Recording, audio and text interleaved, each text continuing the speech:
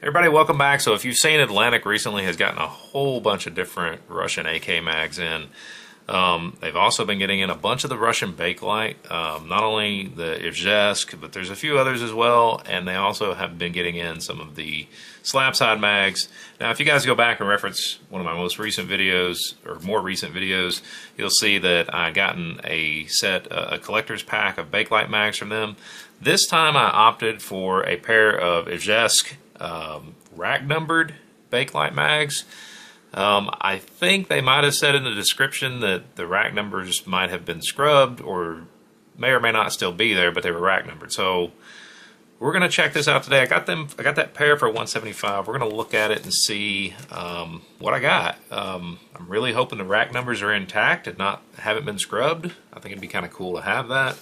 But without further ado, let's check it out and let's see what they've sent me. Now, I will say this, depending on when you guys see this video, they also had some some Russian drum mags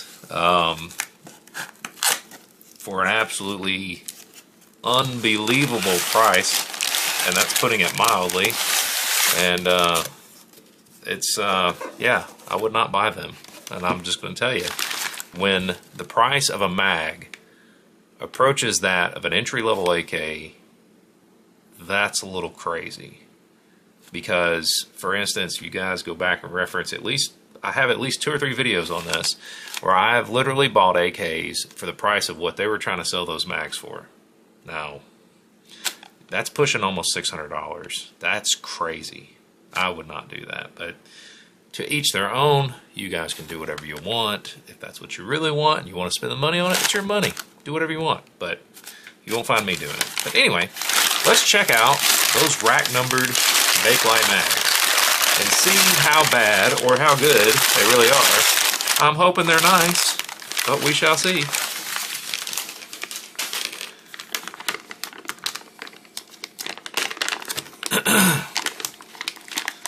Let's see. Well, it's really in there. I'm trying not to tear my bag up here.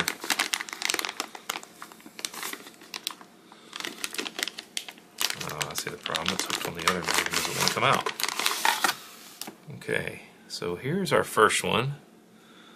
It is rack numbered, albeit kind of crudely, 438. Of course, you see there's Ivzhesk marked there. And you see a mold stamp of 140.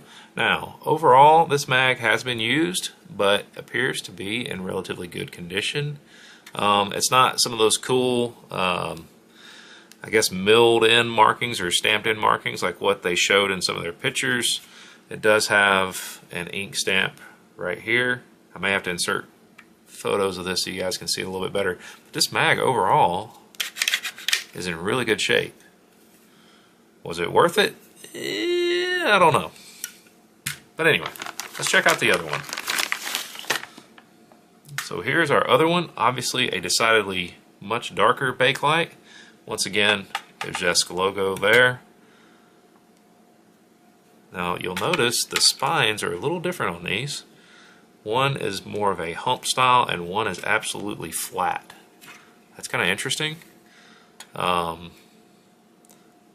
Feed lips look good, no cracks, and this one has a paint marked rack marking here. I have no clue what that says. Has actually another ink stamp here, and this is a mold number of 36. Now, some of you guys that know a lot more about these mags can obviously please chime in, because I don't know much about them in terms of the mold markings and stuff of that nature, the ink stamps. I just don't know. It's not my area of expertise. But I will say this, that being said, these are some very nice looking mags to be Bakelite and to not be ratted out. They have obviously been used some, but the feed lips are still good.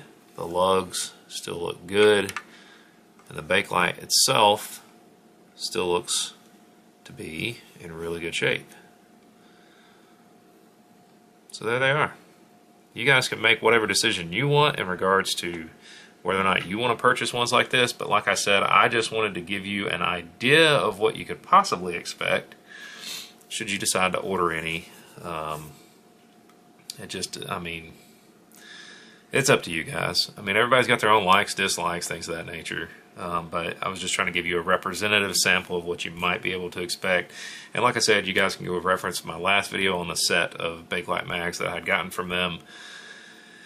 Compare and contrast. Let me know your thoughts and opinions. Let me know if you got some some much cooler rack markings than I did. Looking back on it, do I think it was worth it for the rack markings? Maybe not. Now, for the price of the Bakelites, you know, they're in good shape.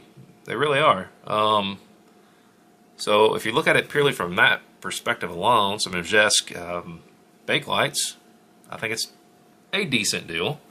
But you guys do whatever you want. You guys, everybody's got different likes and dislikes. I guess I do need to check and see what they have stuck in my little... Well, that's interesting. They stuck me a WBP sticker in there. I don't know why, but sure, cool. I'll take it. It'll go on the old toolbox. So, anyway, just wanted to share this with you guys today. If you guys got something a lot cooler than this, let me know. If your experience was worse than this, let me know, because I'm always curious to see.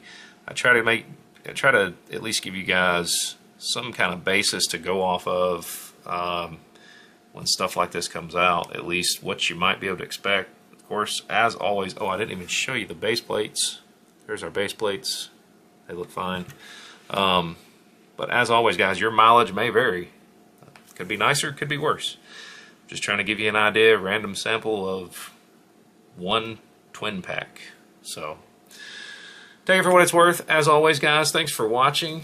Thank you to my subscribers, and thank you guys for all your likes, your shares, your comments. Until next time, you guys have a great day.